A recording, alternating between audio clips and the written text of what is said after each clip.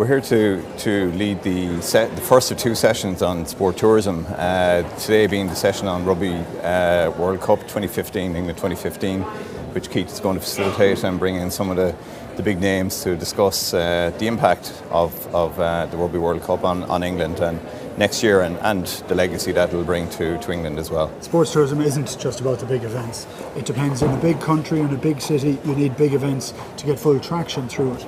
But sport tourism can be about 100 people turning up into a village. It has a huge economic and social benefit to that village, and as you expand it out, you need bigger and bigger for the bigger events. But no, sports tourism is everywhere. For every participation event that you go to, that you see, for all those big global mega events that we were listening to earlier on today. I mean, and they're vital for the economies of the countries that hold them. When you host sports tourism events, you have the ability to bring in people who need to be catered for. So you have every provider, local provider in terms of whether it's accommodation or restaurants.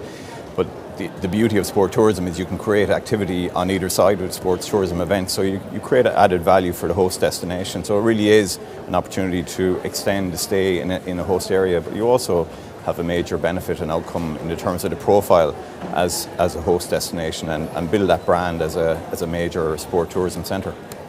Sports tourism has one unbelievably large thing going for it. The average spend for a sports tourist is twice what it is for an ordinary tourist.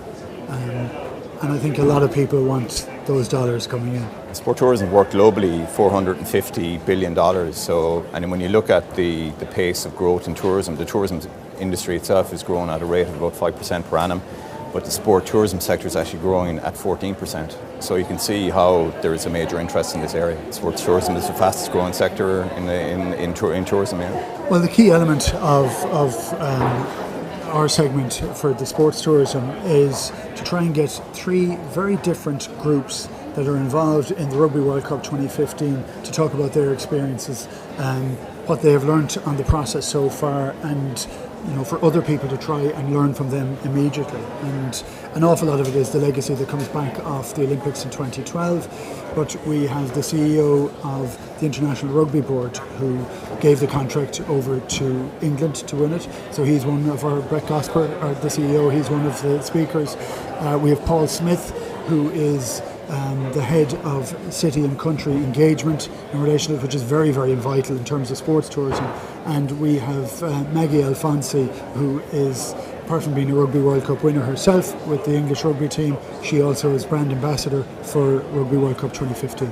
And it was very interesting listening to the